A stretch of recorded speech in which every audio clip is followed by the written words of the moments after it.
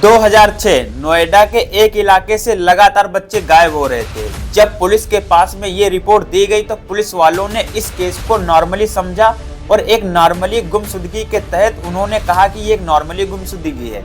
लेकिन दोस्तों, इसके बाद में जो सच्चाई सामने आई वो जानकर आपके पैरों तले से जमीन खिसक जाएगी। एक बंगले के पीछे नाले में मिले बच्चों के कटे फटे शरीर, इंसान के कंकाल, ये दोस्तों केस भारत का सबसे डरावना केस है। आइए जानते हैं इस वीडियो में निठारी हत्याकांड के बारे में, जो देश का सबसे डरावना केस बनकर रह गया और ये सुनकर आपकी रूह भी कांप जाएगी। नोएडा के सेक्टर 31 में एक अमीर व्यापारी मनिंदर सिंह की कोठी थी। ये कोठी बाहर से देखने में काफी ज्यादा नॉर्मल लग रही थी, लेकिन इसके अंदर जो हो रहा था वो जानकर आप डर जाएंगे। 2005 और 6 में निठारी गांव से लगातार बच्चों के गायब होने की रिपोर्ट आने लगी और यहाँ के गांव वालों ने बराबर पुलिस पर एफआईआर करना शुरू कर दी कि यहाँ से बच्चे गायब हो रहे हैं और आप लोग इस केस को काफी नॉर्मली ले रहे हैं। और जब लगातार बच्चे गायब होने लगे तब पुलिस वालों ने इस केस को और ज्यादा सीरियसली लिया और आगे चलकर इस केस को और ज्यादा सीरियसली तरीके से इन्वेस्टिगेशन की गई इस केस के बारे में।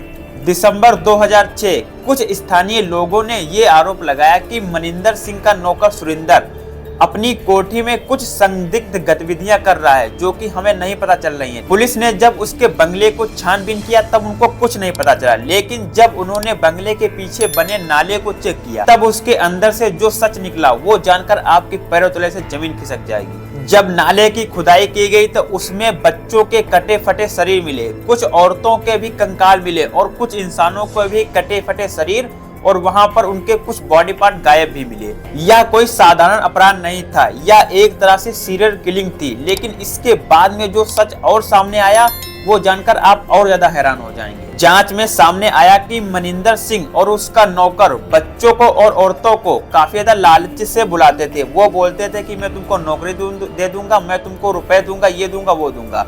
और बच्चे और औरत, गरीब बच्चे और औरत उनके झांसे में आ जाते थे।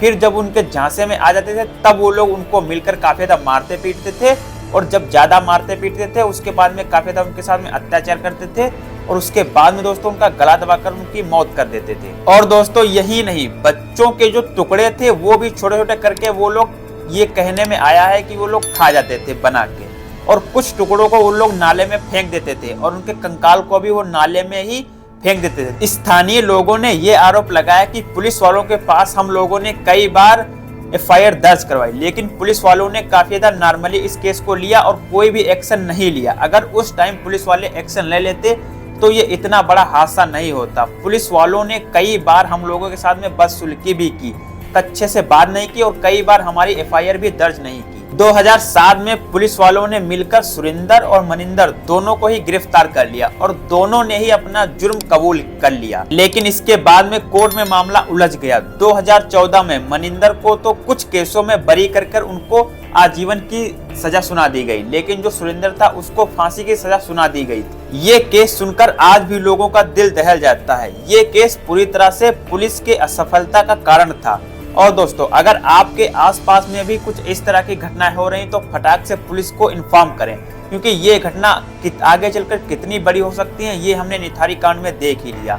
और दोस्तों, इस तरह की घटना हमारे देश में और सामने ना आए, जिससे कि आप हमेशा सावधान रहें और अपने बच्चों को ज्यादा रात तक इधर उधर ना टहलने दें, क्योंकि आज भी कुछ ऐसी घटनाएं हमारे देश में आती रहती हैं जिससे कि हमारा देश काफी ज्यादा असुरक्षित नजर आता है। दोस्तों, ये थी आज की वीडियो कैसी लगी हमें कमेंट सेक्शन में जरूर बताना। वीडियो को लाइक और चैनल को सब्सक्राइब जरूर कर लेना। Thank you for watching. जय हिंद।